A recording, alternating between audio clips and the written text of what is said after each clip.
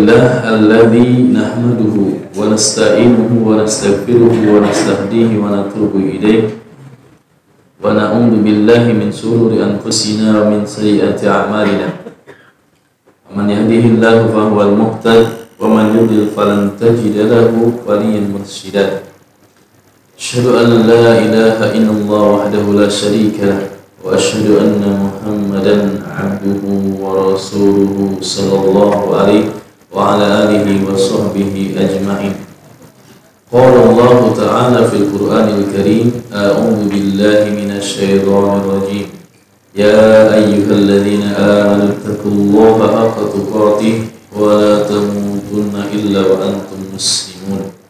قال يا أيها الناس اتقوا ربكم الذي خلقكم من نفس واحدة وخلق منها زوجها وبث منهما رجالا كثيرا ونساء واتقوا الله الذي تساءلون به والأرحام إن الله كان عليكم رقيبا. يا أيها الذين آمنوا اتقوا الله وقولوا قولا سديدا يصلح لكم أعمالكم ويغفر لكم ذنوبكم ومن يطع الله ورسوله فقد فاز فوزا عظيما. فإن أصدق الحديث كتاب الله وخير الهدي محمد صلى الله عليه وسلم شر الأمور محدثاتها وإن كل محدثة بدعة كل بدعة ضلالة كل ضلالة في النار. Ma'asyiral muslimin yang dimuliakan Allah Subhanahu wa taala. Senantiasa kita basahi lidah kita dengan memuji dan bersyukur kepada Allah Subhanahu wa taala. Zikir pagi dan petang, ya diantaranya adalah sayyidul istighfar. Kita baca sekali-sekali. Ada kata wa abu laka bi ni'matika alayya wa abu bi dzambi faghfir li fa innahu la yaghfiru dzunuba illa anta. Wa abu bi ni'matika, ya. Abu itu adalah maknanya kita mengetahui dan kita meyakini bahwa begitu besar, begitu banyak nikmat Allah yang Allah anugerahkan kepada kita, dan harus kita akui dan kita harus ketahui dan kita harus syukuri. Di antaranya malam ini, ya, yang biasanya saya lihat penuh selain ini, ya, sekarang agak berkurang, mungkin kena dampak corona. Senantiasa kita memuji kepada Allah Subhanahu wa taala dan kita berlindung kepada Allah, kiranya Allah menjaga kita, keluarga kita dan negeri kita yang tercinta ini dari mara bahaya, mara bencana, wabah. Ya, amin. Salawat serta salam senantiasa kita sampaikan kepada Nabi kita yang mulia Nabi Muhammad sallallahu alaihi wasallam, yang pernah mengatakan apabila terjadi taun di sebuah negeri, maka penduduk itu jangan keluar. Dan kalau kita mengetahui sebuah negeri, ya, telah tersebar taun, maka kita jangan masuk ke negeri tersebut. Pada keluarga beliau, para sahabat-sahabatnya, dan siapa saja yang senantiasa setia ikuti sunnah-sunnah beliau sampai hari ini. Perasaan baru merasakan suasana seperti ini, ya, yang mana begitu gempar. WHO atau World Health Organization, ya, organisasi kesehatan dunia lah, itu menyatakan bahwa wabah corona ini adalah pandemik atau epidemik yang sudah tersebar luas, bukan hanya di sebuah negara tapi seluruh negara, yang berasal dari kota Wuhan, Cina, yang mana menjadi kota mati, tersebar begitu cepat di seluruh dunia sampai negeri Eropa, Italia. Padahal negeri terbersih itu juga itu bersih, ya. Sekarang terbanyak kedua setelah Cina. Ratusan orang sudah meninggal, ribuan sekarang sedang dirawat. Dan sekarang seperti kota mati Italia. Bahkan para pemain bolanya kena juga. Dari sisi kesehatan mereka terjaga, prima. Ya. Pindah ke Saudi Arabia. Di sana ada Masjid Nabawi, ada Masjidil Haram. Sepi sekarang. Talim-talim para masyayikh tutup. Himbauan dari pemerintah semenjak beberapa hari yang lalu. Kalau khutbah Jumat, jadi kumpul-kumpul seperti ini. Ya, kumpul seperti ini beberapa hari yang lalu ada edaran dari pemerintah seperti sholat Jumat hanya 15 menit selesai. Menunggu waktu sholat 10 menit. Yang biasa 15 menit, 20 menit menunggu waktu sholat azan iqamah. Bahkan terakhir beredar video azan ya. Setelah yang saya belum mendengar langsung. Itu sholatlah kalian di luar rumah kalian. Jadi seperti itu. Azan dikumandangkan seperti itu. Di Saudi, di Kuwait. Pindah ke negeri Indonesia. Presiden kita Pak Anies ya? Iya. Gubernur Jakarta ya. Itu dengan sigap memberikan himbauan melalui suara, melalui tulisan, instruksi dan segala macam. Terakhir baru-baru ya, meliburkan sekolah sampai 14 hari. Jadi sekarang sekolah di Jakarta libur, tempat-tempat wisata ditutup. Saya tidak bayangkan. Bahkan tadi alim-alim ya, penyesat Giranda ditutup juga. Maksudnya diliburkan sementara waktu. Para jamaah yang punya Allah Subhanahu wa Ta'ala, makanya tadi disampaikan bahwa taklim kita sampai Isya dan setelah itu kita bubar. Karena ya al-wiqayatu khairun minal ilaj. Jadi kita tidak boleh panik juga menghadapi ini, juga tidak boleh meremehkan. Ya, al-akhdzu bil asbab. Kita mengambil sebab. Makanya ya sampai ulama besar Abdul Rajab ya, itu membuat tulisan khusus mengenai ini 10 wasiat menghadapi musibah ini. Saya baca secara cepat sebentar. Ya. Beliau lebih kepada yang sifatnya adalah ta'abbud ya, ibadah. Jadi memperbanyak doa, zikir pagi dan petang, doa Nabi Yunus ya. Bagaimana kondisi Nabi Yunus fi salas zulumat ya. Dalam 3 kegelapan doa kepada Allah, la ilaha illa anta subhanaka inni kuntu minadh dhalimin. Dan memperbanyak doa secara umum berlindung dari wabah penyakit. Itu ternyata para jamaah sekalian sudah disampaikan oleh Nabi kita yang mulia alaihi wasallam 1400 tahun yang lalu. Ya, tindakan-tindakan seperti ya itu doa ibadah ditingkatkan dan tindakan preventif tadi kalau bisa kita tidak bepergian. Kalau disebutkan dalam hadis negeri. Kalau sekarang mungkin ya kita kiaskan dengan kumpul-kumpul seperti ini di tempat wisata, tempat keramaian di mall atau di pasar. Ya, kecuali kalau kita darurat.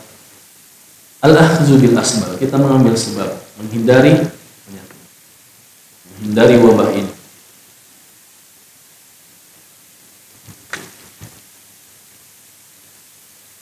Ya, kemudian juga diantaranya kita menutup minuman seperti ini ya, makanan kita tutup, makanya ada tutup saji ya. Itu ternyata ajaran Rasulullah. Tutup saji makanan minuman terutama malam hari. Meningkatkan sholat malam. Di antara faedahnya adalah menjauhkan diri dari penyakit. Ya. Silakan diperiksa secara kedokteran bahwa sholat malam itu menimbulkan mengeluarkan sebuah enzim yang bisa meningkatkan imun, kekebalan tubuh dan sebagainya. Silakan. Tapi lebih dari itu bahwa kita melaksanakan sholat malam itu karena ini merupakan sunnah Rasul Shallallahu Alaihi Wasallam dan itulah niat yang kita lakukan. Ada hikmah, tidak ada hikmah di balik itu semua, tapi kita melakukan sebuah ibadah bukan karena itu, tapi karena itu adalah sunnah Nabi kita yang mulia Sallallahu Alaihi Wasallam. Selanjutnya para jamaah yang dimuliakan Allah Subhanahu Wa Taala, kajian kita, kajian sebuah kitab, sebuah buku Judul aslinya Taujihatul Islamiyah li Islahil Fardi wal Mujtama. Ini sudah banyak diterjemahkan, bukan hanya bahasa Indonesia, nyaris bahasa-bahasa dunia ya, sudah banyak diterjemahkan. Nanti kita baca sebabnya. Taujihat, taujih itu arahan, bimbingan. Taujihat, arahan, bimbingan. Islamiyah, Islam li islahi, untuk memperbaiki al-fardi, person, pribadi, wal mujtama, dan masyarakat. Baik, kita buka mukadimah beliau. Setelah beliau memuji Allah dan bersalawat atas Nabi, amma ba'du, setelah itu beliau mengatakan, faqad taba hadzal kitab, telah dicetak buku ini, kitab ini, iddat marrat, beberapa kali dicetak, dan begitu banyak, ribuan eksemplar ya, baik itu di Mekah, Jeddah, sebagaimana juga dicetak di Aljazair, Kuwait, Urdun, dan akan dicetak di Mesir, Libanon, insyaallah. Dan sungguh telah ya, diterima oleh masyarakat, oleh pembaca, karena mereka begitu semangat dan meminta untuk dikirim kitab ini. Kenapa demikian? Wazalika li'anna mawadi'ahu hamatun. Kenapa diminati buku ini? Karena materi-materinya adalah sangat penting. Wa mutanawwi'ah, bermacam-macam, beragam. Ya, ada kitab-kitabnya, ada bab-babnya tentang rukun Islam, ya, tauhid, salat, puasa, semua dijelaskan, akhlak Islamiyah dan lain sebagainya. Mutanawwi'ah, bermacam-macam pembahasannya. Mukhtasarah, ringkas. Ya. Tidak terlalu ringkas juga sehingga meninggalkan eksistensi dan hal-hal pentingnya. Juga tidak terlalu panjang, membuat bosan. Apalagi orang-orang sekarang itu instan-instan, ya. Masakan instan, mie instan, fast food, ya. Yang instan-instan. Orang zaman sekarang belajar instan, ya. 6 kali pertemuan bisa baca Quran, 6 kali pertemuan bisa baca kitab kuning. Instan-instan, metode segala macam instan. Makanya ilmunya juga instan. Pada kata Imam Syafi'i, di antara pesan beliau untuk para thalabul ilmi, tulus zaman, lamanya waktu, panjangnya zaman. Minal mahdi ilal lahdi, kan kata Imam Ahmad. Cari ilmu itu. Para jamaah yang memuliakan Allah Subhanahu wa taala. Dan hal ini sangat dibutuhkan oleh seorang muslim dan muslimah. Di samping juga redaksi kalimat, uslubnya itu adalah mudah dipahami oleh lapisan masyarakat, baik dia intelek maupun orang awam. Wallaha as'alu an yanfa'ah bi kulli qad. Dan hanya kepada Allah saya mohon, mudah-mudahan kitab ini bermanfaat bagi yang membaca dan menjadikan ikhlas karena wajahnya yang mulia. Innahu sami'un mujib. Sesungguhnya dia Allah Maha mendengar lagi Maha mengijabah. Wassallallahu ala Muhammadin wa alihi wasallam. Para jamaah yang Allah Subhanahu wa taala. Kitab ini siapa yang mengarang? Syekh Muhammad ya, Jamil Zain. Mungkin kita berkenalan sebentar, sejenak dengan beliau.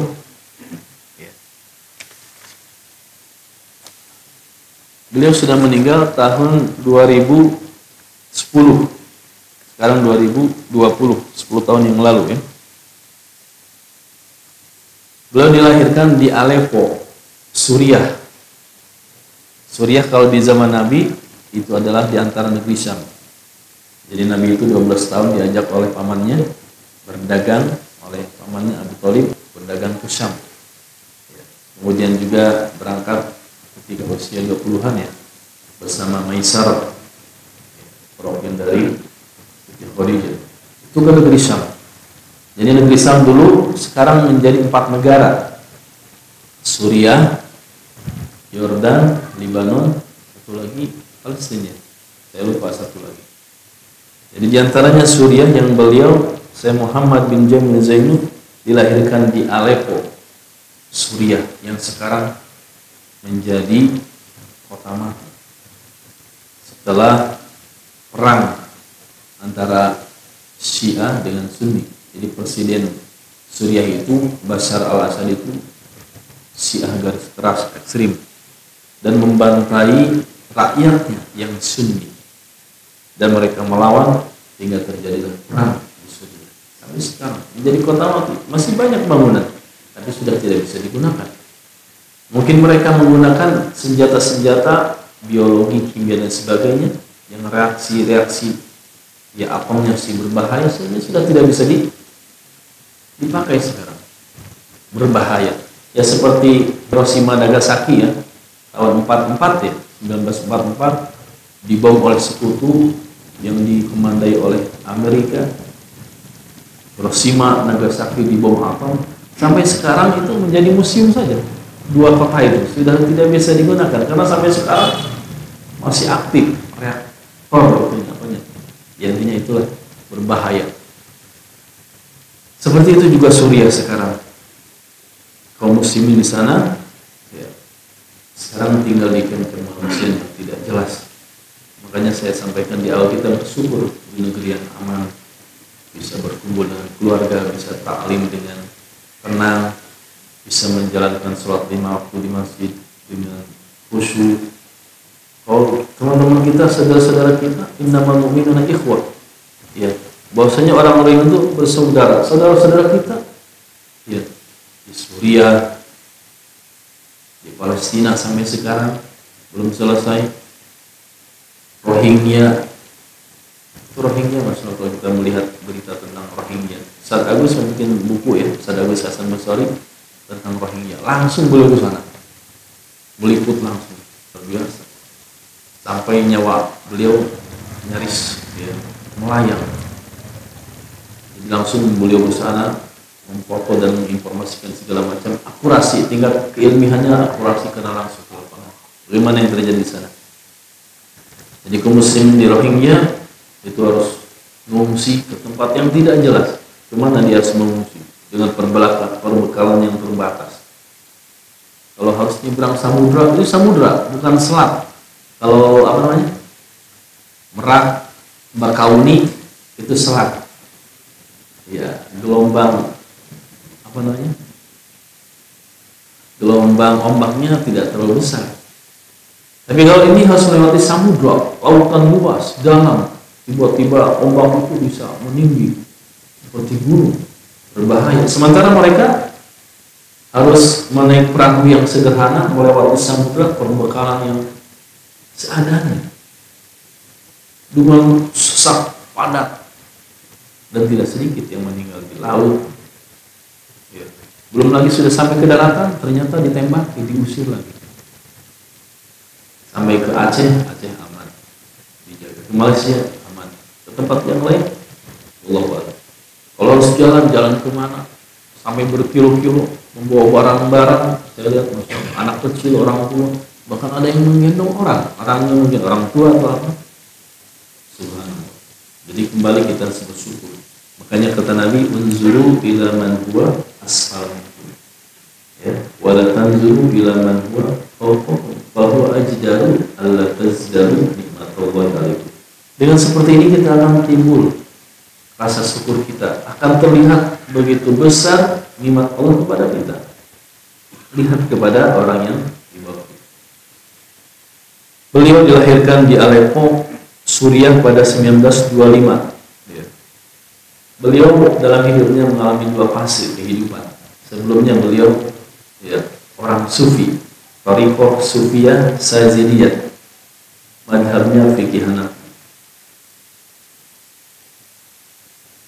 Pada masanya beliau akhirnya berguru kepada si Albani, kepada Syekh bin Baz, dan ditunjuk menjadi ya pengajar di beberapa tempat di Mekah Al-Mukarramah.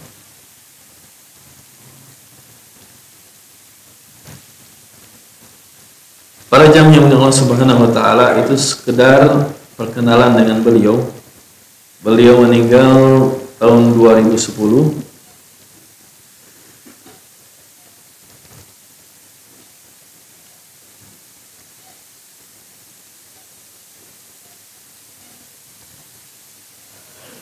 banyak sekali mengarang kitab-kitab yang sangat bermanfaat.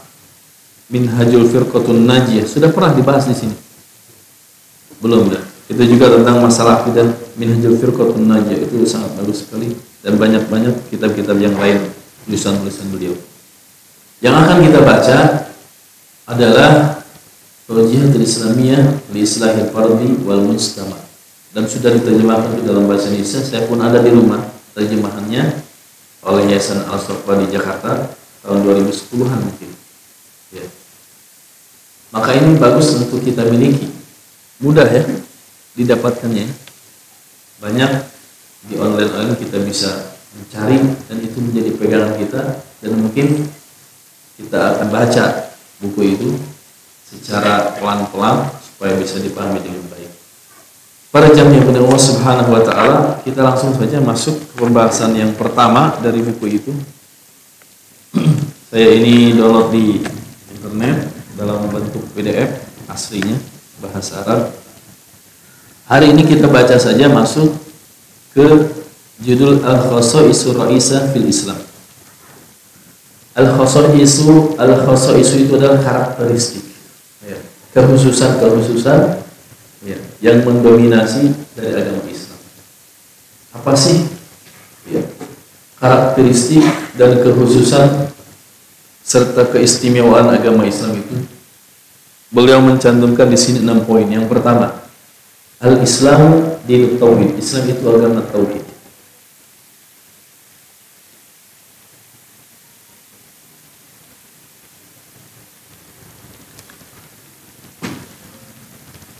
Islam itu adalah agama tauhid. Jadi mengimani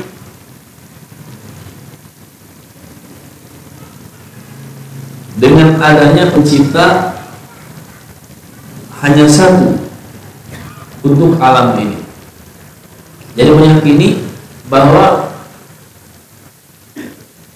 yang menciptakan alam semesta ini adalah hanya satu.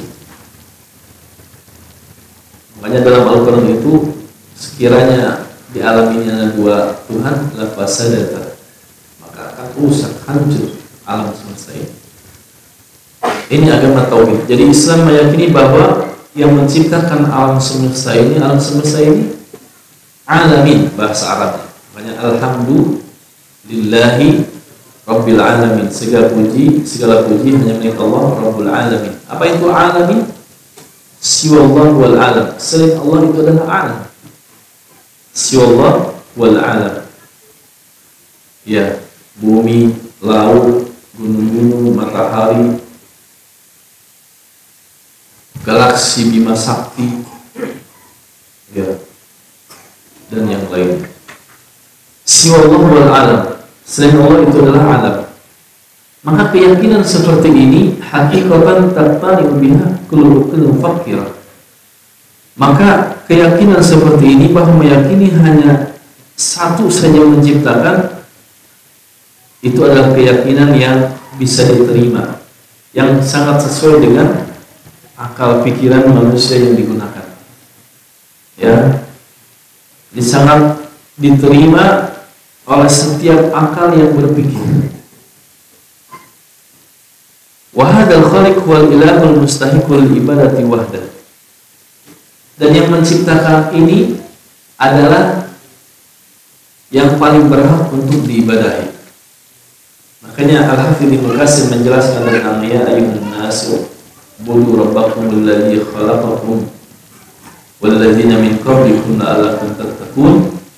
Kata beliau, al-khaliqu li hadzal asya' wal mustahiqu lil ibadah. Yang menciptakan alam semesta ini, itulah dia yang paling berhak untuk diibadahi. Yang menciptakan alam semesta ini, itulah yang paling berhak untuk diibadahi. Kalau bukan pencipta alam semesta, maka tidak berhak. Jadi hanya yang menciptakan alam semesta ini, itu yang paling berhak untuk diibadahi. Dan ibadah, anwa al-ibadah, macam-macam ibadah yang Allah perintahkan, itu banyak sekali. Jadi ibadah itu sebagian ulama membagi menjadi 3 ya. Ibadah hati, ibadah lisan, ibadah anggota badan. Ibadah hati itu seperti ikhlas, ibadah hati. Seperti roja berharap, khauf takut, al-inabah kembali, rabbah warohbah, ya. Itu adalah ibadah hati. Maka ibadah ini semuanya harus ditujukan hanya kepada Allah Subhanahu wa Ta'ala. Tawakul. Sekarang kita belajar tawakul, bagaimana menyerahkan semua perkara ini kepada Allah Subhanahu wa Ta'ala. Ibadah lisan, zikir, baca Quran, doa. Ibadah fisik, anggota badan, itu seperti sholat. Sholat itu ibadah hati, ibadah lisan, ibadah anggota badan. Ibadah fisik itu jihad, ya, haji, itu ibadah fisik. Maka semua macam ibadah ini harus hanya ditunjukkan kepada Allah Subhanahu wa Ta'ala. Boleh menyebutkan beberapa saja, kadzabihi, seperti menyembelih. Kita menemukan terutama di Indonesia, ya, masih ada saudara-saudara kita yang mengaku muslim tapi masih menyembelih untuk apa? Untuk Nyai Roro Kidul.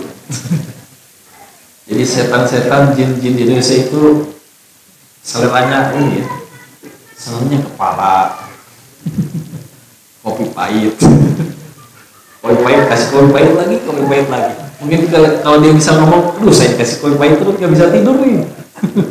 Ntar kasih kopi pahit. Jadi azabhu ini ya seperti perusahaan-perusahaan mungkin sebagian masih begitu, ya. Ketika akan meletakkan batu pertama, memotong hewan sembelihan, ya, dengan ciri-ciri khusus, apa namanya lupa itu, yang seperti ayam hitam itu, ya, yang dagingnya apa? Cemani, ya. Itu biasanya untuk pertumbalan. Itu kan azabhu li ghairillah. Dia memotong kepada selain Allah. Sedekah bumi, sedekah laut. Bahkan Indonesia itu bagaimana tidak banyak bencana, ya. Kesyirikan itu dilestarikan, dibiayai, didanai oleh APBD mungkin. Anggaran pembangunan daerah, kita harus lestarikan budaya bangsa.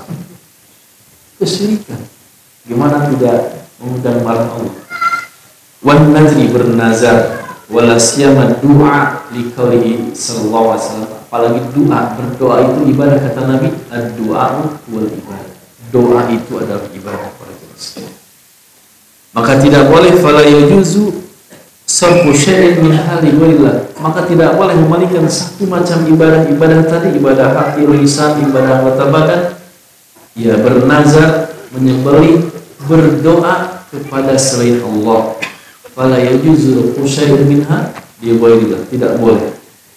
Kalau saja satu macam ibadah ini diperuntukkan kepada selain Allah, maka dia telah berbuat syirik. Syiriknya syirik besar. Allah berfirman dalam surat Al-An'am, walau asyraku lahabitu anhum ma kanu ya'malun. Sekiranya mereka berbuat syirik, akan hangus seluruh amal mereka. Haji hangus. Kenapa? Karena melakukan kesyirikan. Salatnya rajin, berjaga 5 waktu di masjid, hangus. Kenapa? Melakukan kesyirikan. Makanya ini kemudian hal yang penting yang harus kita paham. Walau asyraku lahabitu anhum ma kanu ya'malun. Ini pelajaran yang pertama. Yang kedua, Islam itu adalah ajma'a yujmi'u, mengumpulkan wala yufarriqu, dan tidak memecah belah. Agama Islam itu mengumpulkan, mengeratkan, menyatukan, dan tidak memecah belah. Ini poin kedua dari karakteristik Islam. Sekiranya orang Indonesia sebelum dijajah Belanda memahami Islam ini dengan benar, maka Belanda mungkin tidak akan betah di Indonesia. Betah 350 tahun bercokol di Indonesia, menguras kekayaannya, rempah-rempah dan sebagainya, dengan modalkan berapa meter tanah dia beli dengan beberapa tentaranya. Belanda datang ke Indonesia. Memakai politik apa? Sampai 300 tahun. Politik pecah belah, adu domba. Satu suku dengan suku yang lain. Satu kerajaan dengan kerajaan yang lain. Diadu domba, dihasadi dia ada domba, kemudian dia melihat dari jauh, akhirnya mencuri barang-barang membuas tanpa sepengetahuan mereka. Kalau sekiranya umat Islam ketika itu tahu al-Islamu ya jima mengumpulkan mengalahkan, mungkin tidak akan terjadi, tidak akan tersulut sebagaimana yang dilakukan oleh Nabi Shallallahu Alaihi Wasallam ketika hijrah ke Madinah, mempersaudarakan antara muhajirin yang berhijrah orang-orang Mekah dengan kaum Ansor. Innamal mu'minuna ikhwah, al-muslimu akhul muslim, al-muslimu lil muslim kal bunyan. Muslim yang satu dengan yang lain seperti bangunan.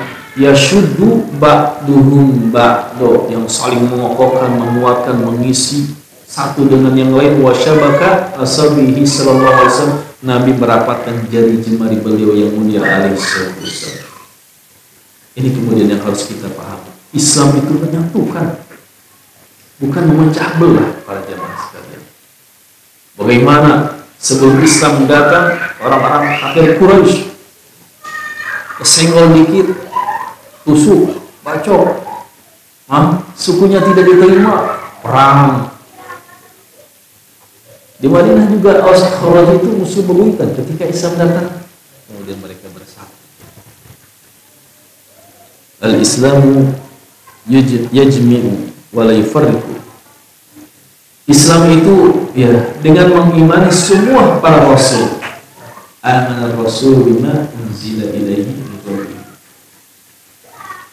Para rasul yang Allah utus li hidayatil bashar, untuk memberikan hidayah petunjuk kepada manusia, wa tanzimi hayatahu, mengatur urusan kehidupan mereka. Rasul sallallahu alaihi wasallam khatamuhum, dan Rasul sallallahu alaihi wasallam penutup para nabi dan rasul itu. Ya, hal ini yang harus dipahami. Kalau kaum muslimin memahami sampai ke titik ini, insya Allah amal muslim tidak akan pengikut. Suyuti orang Bandung tukang cukur, aku nabi, tidak akan ada yang ikut, tidak akan percaya. Kenapa? Nabi dan Rasul terakhir Nabi Muhammad dan tidak ada Nabi ba'da, tidak ada Nabi setelah beliau. Tapi kenapa? Ada aja yang ngaku Nabi, ada aja pengikutnya. Karena mereka tidak memahami agama Islam dengan baik. Dan syariat Nabi Muhammad SAW menghapus seluruh syariat-syariat sebelumnya bi amri minallahi ta'ala, dengan perintah dari Allah Subhanahu wa taala. Dan Nabi diutus kepada manusia seluruhnya liyunqidhahum min jawril adyan muharrafah, untuk menyelamatkan mereka dari kezaliman penyelewengan agama-agama, ila adil islamil mahfud, kepada keadilan Islam. Para jamaah sekalian, pernah tidak ya membandingkan Islam dengan agama yang lain? Ini kemudian yang menjadikan Islam dominasi, Islam agama terbesar ya di dunia, dan Indonesia memeluk Islam terbanyak. Pernah tidak berpikir kenapa? Sebab sebelumnya Hindu dan Buddha sudah ditinggalkan jauh.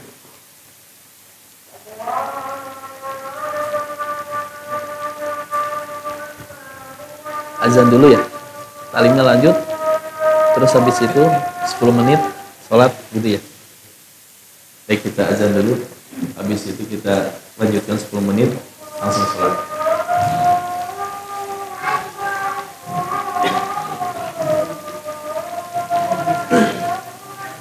Allah.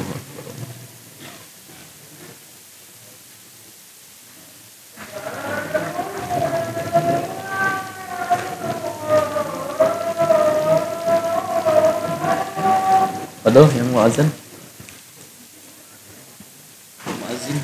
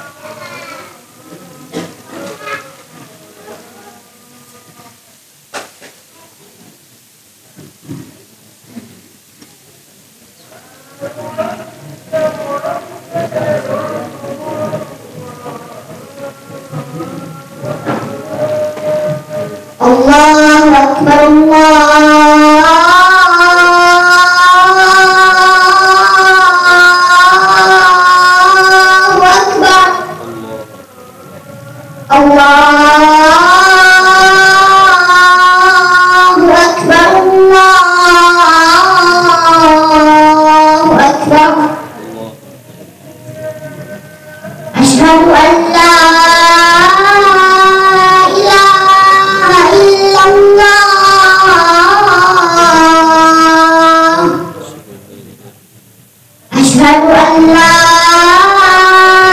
ilaha illallah.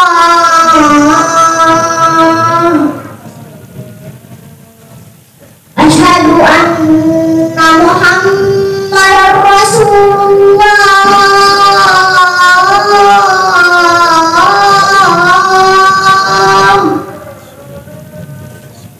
Asyhadu anna Muhammadar Rasulullah.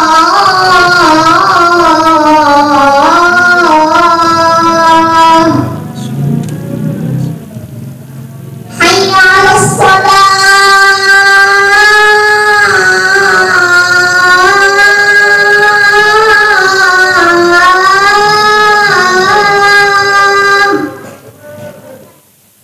Hayya 'alas shalah.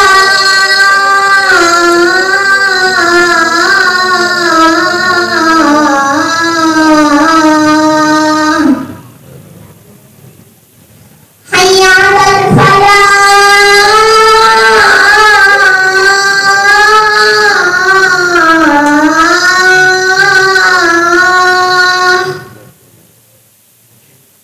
Hayya 'alal falah.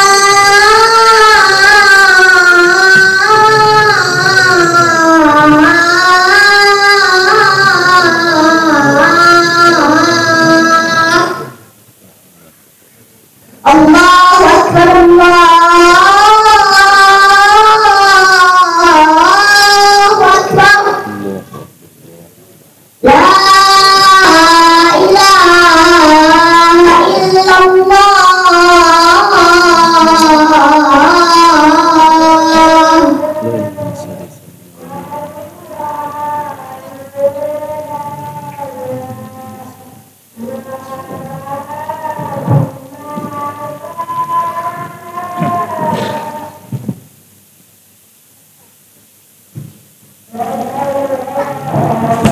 Baik, bismillahirrahmanirrahim. Alhamdulillah wassalatu wassalamu ala Rasulillah wa ala alihi washabbihi ajmain. Di Islam itu mengumpulkan ya dan tidak memecah belah. Dan Rasul diutus oleh Allah untuk menyelamatkan manusia dari kezaliman agama-agama yang mereka pada keadaan Islam. Coba antum bayangkan, sedikit mereka tidak apa-apa, kaum muslimin di India, ya saudara-saudara kita se-Islam se-iman se-aqidah di India, baru-baru ini mungkin 3 pekan yang lalu mereka dibunuh, puluhan orang meninggal, ratusan luka-luka, rumahnya dirusak, toko, masuk masjid. Karena Perdana Menteri India Narendra Modi mengeluarkan sebuah kebijakan yang diskriminatif, yang tidak adil. Undang-undang amandemen kewarganegaraan yang baru yang dia berikan kepada imigran gelap dari 3 negara tetangganya, Pakistan, Afghanistan, dan Bangladesh. Imigran gelap yang masuk kepada India diberikan warga negara India kalau itu beragama Hindu, Buddha, dan yang lain, dan tidak diberikan kepada yang beragama Islam. Ini yang menyulut kaum muslimin di India protes, ya, kemudian berujung kepada kerusuhan terjadilah tadi.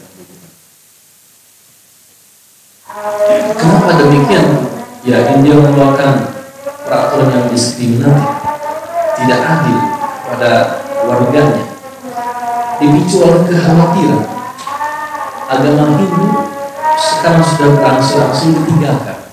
Karena di zaman modern ini, ya, ilmu pengetahuan maju, dan India itu jangan salah, dari sisi ilmu pengetahuan mereka, ya, beberapa langkah lebih maju, lebih daripada Indonesia. Bahkan mereka sudah bisa bikin nuklir. Ya. Di tengah kemajuan mereka dari sisi ilmu pengetahuan, tapi mereka masih menyembah sapi. Kenapa menyembah sapi? Mereka itu menyembah tunggangan yang ditunggangi oleh dewa mereka. Kalau dewanya naik sapi, maka disembah sapi itu, disembah-sembah sampai mohon maaf, ini aja diperebutkan mungkin. Semua dipiring, anak-anak pakai sendok, brownies. Itu di mana akal pikiran dia, akal mereka itu sampai menyembah monyet ya. Kalau di kita kan dipakai cari uang tuh, cari mie ke pasar. Itu di sana disembah-sembah. Lucu, saya pernah lihat itu. Yang nyembah begini ditepak oleh sama monyet itu. Kata mereka itu pak balik. Disembah-sembah sampai tikus menyembah tikus. Gimana itu akal sehatnya? Di tengah kemajuan mereka. Ini karena ajaran agama mereka yang terbelakang primitif dan tidak sesuai dengan fitrah manusia, sehingga berangsur-angsur mereka orang India yang beragama Hindu meninggalkan agama mereka masuk ke dalam Islam. Dulu Pakistan itu adalah negara India. Tahun berapa saya lupa, itu pecah terbagi, Pakistan menjadi negara sendiri, India negara yang lain, dan dipisah. Orang India di India ada yang beragama Islam pindah ke Pakistan. Begitu juga di Pakistan ada yang beragama Hindu pindah ke India. Ya, itu awalnya seperti itu. Tapi sekarang 2013-2014 jumlah umat Islam di India yang waktu itu bisa dengan Pakistan sudah mungkin sedikit ya, mungkin ada terus. Yang ketiga itu sedikit. Ya, 2013an itu berjumlah 14% sekian. Jumlah umat Islam di India 14% dari 1 miliar. Penduduk terbesar dunia kedua setelah Cina, India itu 1 miliar. Kita 300 juta, sepertiganya 1 miliar. Kalau 14%, kalau 10% dari 1 miliar 100 juta. Kalau 4%-nya 40 juta, ya, sekitar segitulah 150-160 juta. Sekarang ini, dan itu akan terus bertambah. Kenapa? Karena agamanya sesuai dengan fitrah manusia. Akal sehat, masa menyembah sapi disembah. Manusia itu lebih mulia daripada sapi. Jangan jauh betul. Ya, teman-teman kita, saudara kita di Solo aja kan masihnya menyembah sapi. Ada namanya keislaman. Ya, bukan sapi ya, kerbau bule ya. Apa? Kerbau bule, saya belum tahu, tapi dengar aja. Itu pada satu surah atau waktu tertentu dilepas, dilarang, dibunuhkan kayaknya pipis. Parah. Jadi kalau dia menjual basah, ambil sedikit, masukin ke dalam airnya, habis. Habis. Ya, ini bahasa ya. Jadi para jamaah sekalian, Islam itu sesuai dengan fitrah manusia, dengan akal sehat. Dan agama-agama seperti ini sudah mulai tinggal. Rusia terbesar di dunia kedua, terbesar kedua Islam, agama Islam. Rusia. Mungkin sekarang presidennya Putin itu sudah dekat umat Islam. Sudah dekat dengan Islam. Sampai ketika rapat dengan menteri-menterinya, kita akan tingkatkan ekspor kita ke negeri Thailand, Indonesia. Kata presiden, Indonesia mau muslim, tidak makan babi. Tahu dia. Sampai begitu kan? Jadi ekspor babi Indonesia, kata menterinya, kata presidennya, Indonesia kan tidak makan babi umat Islam. Sampai dia dulu ketawa presiden. Dia sudah kenal dengan banyak Islam. Ini yang kedua para jamaah sekalian. Yang ketiga, bahwa pengajaran Islam itu mudah, jelas, dan makmur, dipahami. Subhanallah, ya syukur kita. Ya Allah, dilahirkan dalam Islam, dibesarkan dalam Islam, dan mohon pada Allah diwafatkan dalam menurut Islam. Pengajaran-kejarannya mudah, jelas, dan bisa dipahami. Coba bayangkan, ajaran agama mana yang mengajarkan tentang buang air, supaya saya kaki kanan kita, kaki kiri dulu, keluar kaki kanan, berdoa, bagaimana cara bersuci, istinja, tidak ada air, pakai batu, Tidak ada batu, ya tisu. Saudara, menjaga kesehatan dan kebersihan. Jadi pengajaran Islam itu mudah, jelas dan dipahami, dan Islam itu tidak menetapkan khurafat dan keyakinan-keyakinan yang rusak. Khurafat itu ya, khurafat sesuatu yang dibumbui dengan kedustaan. Al-hadisul mustamlaqu minal kadzab. Ya, perkataan-perkataan yang dibumbui dengan dusta-dusta, khurafat dengan tahyul bersama. Kalau tahyul itu menghayalkan, sudah menjadi bahasa Indonesia takhayul itu. Ya, membayangkan, mempermisalkan, ya, seperti sihir Fir'aun itu kan yukhayyal, yang bakar tali menjadi ular bergerak, longgar dan sebagainya. Itu yukhayyal. Takhayul dan khurafat itu mirip-mirip.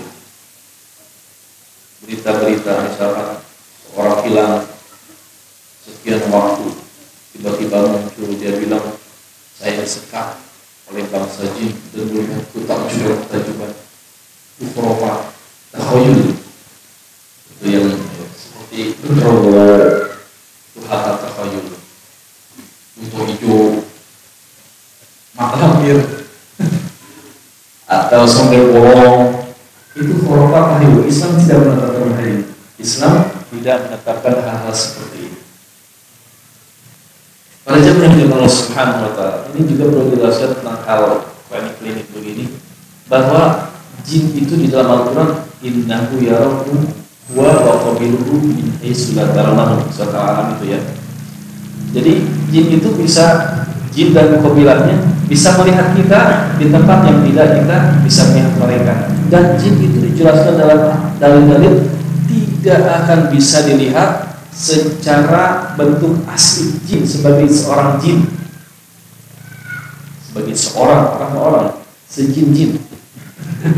Kalau seorang manusia sejin-jin, jadi tidak akan bisa dilihat dalam rupa yang asli. Kalau orang bilang melihat jin, mungkin bisa, mungkin tidak. Kalau bisa, dia melihat dalam rupa, dalam bentuk yang bukan asli jin itu. Kalau secara asli jinnya tidak akan bisa dilihat di dunia, karena alamnya berbeda. Kita alam nyata, alam materi. Mereka alam jin, jin itu tertutup, alam goib, tidak bisa dilihat, tidak bisa diraba oleh panca indera kita, tidak bisa ditangkap dengan panca indera kita. Kalau ada yang masuk, kan bisa katanya masuk ke dalam dunia jin, nggak bisa. Nggak bisa, karena kita tadi alam fisik. Para jemaah yang Allah Subhanahu wa Ta'ala, kita lanjutkan yang keempat. Islam itu adalah tidak memisahkan antara materi dan ruh secara sempurna. Materi yang bisa diraba, dilihat, dengan ruh tidak dipisahkan oleh Islam. Akan tetapi melihat kepada kehidupan bahwa ya, itu adalah satu kesatuan antara ruh dan jasad atau materi, dan tidak mengambil salah satunya kemudian meninggalkan salah satu yang lain. Agak sulit ya memahaminya. Intinya bahwa Islam itu melihat pada seorang manusia itu ada jasad, materi, ada ruh yang ada di dalam. Yas'alunaka 'anil ruh, qul ruha min amri rabbi, wa ma utitu minal ilmi illa qalila. Perkara ruh ini tidak diberikan pengetahuan oleh Allah kepada kita kecuali sedikit. Dan ini menjadi misteri para medis, misteri yang tidak pernah atau belum ditemukan oleh para medis tentang ruh. Seorang ini ruhnya masih ada atau belum? Tidak ada yang bisa. Tidak ada yang bisa mendeteksinya. Ya, sampai sekarang ini orang sudah meninggal atau belum? Kalau orang koma kan, koma sebentar lagi gitu. Alat-alat dipasang di jantung, di mana, ya. Selama alat itu masih begini, ya, masih berjalan, masih menegakkan alat, maka kalau para medis itu menyatakan masih hidup, walaupun sebenarnya sudah meninggal. Kok bisa tahu? Kira-kira kali, karena secara pasti tidak bisa juga tahu. Seperti satu kejadian, ada orang darah tinggi, masih muda, 24 tahun, masih bujangan bahkan.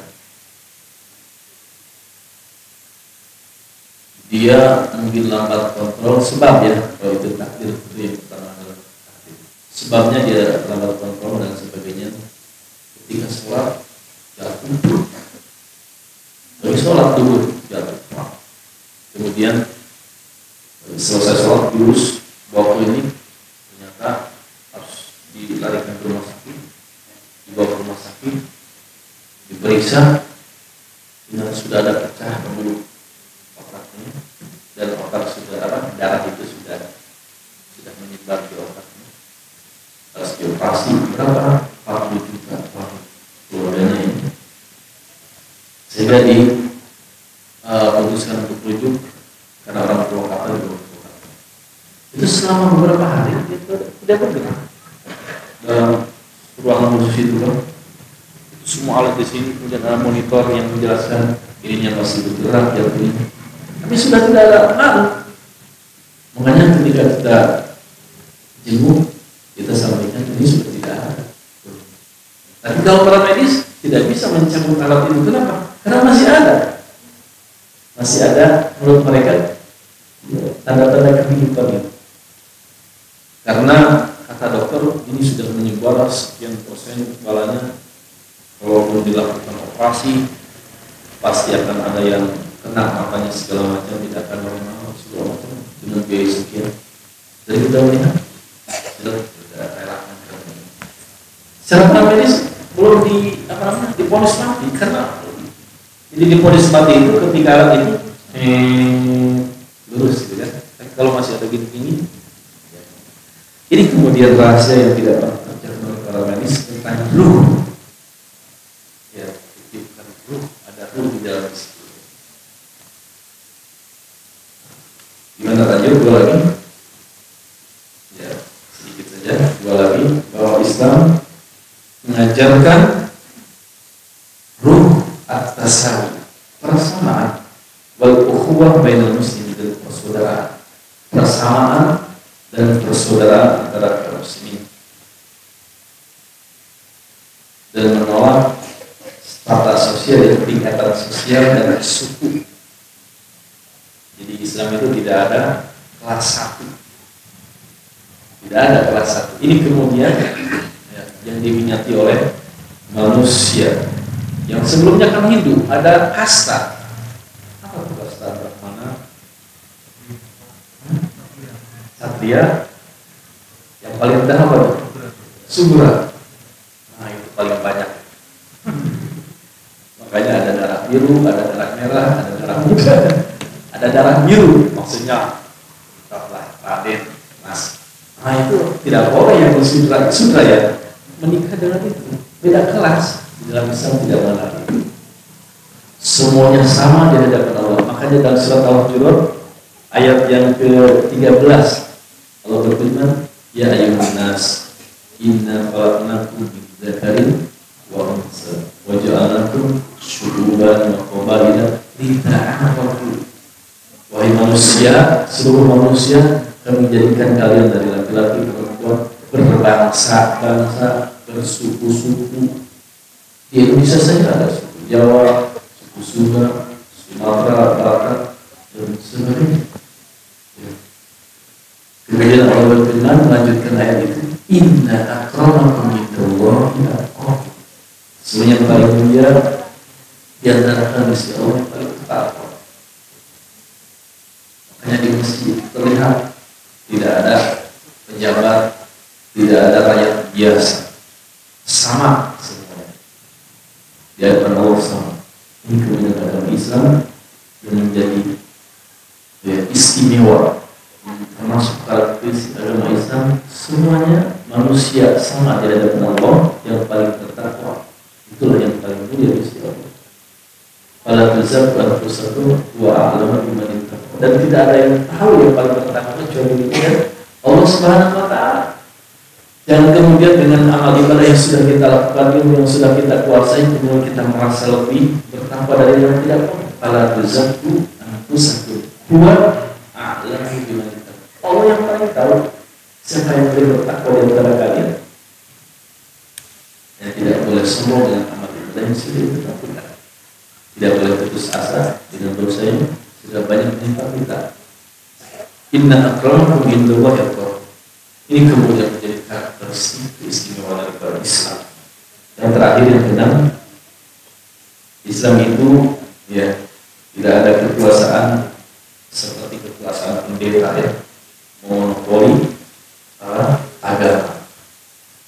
Islam tidak ada seperti kekuasaan seperti kekuasaan pendeta. Dan juga tidak ada pemikiran-pemikiran yang sulit untuk dibuktikan di dalam Islam, tidak ada. Wa yastati'u kullu insanin an yaqra'a kitab Allah Ta'ala wa hadis Rasulullah SAW. Dan setiap manusia bisa membaca Al-Quran, kitab suci umat Islam, bisa membaca hadis Nabi Sallallahu Alaihi Wasallam. Bukan hanya bisa, tapi bisa hafal. Bukan hanya hafal, bisa dipahami. Coba kitab Injil, itu banyak versi Injil dan sulit dihafal. Undang-undang 45 saja sulit dihafal kita ya.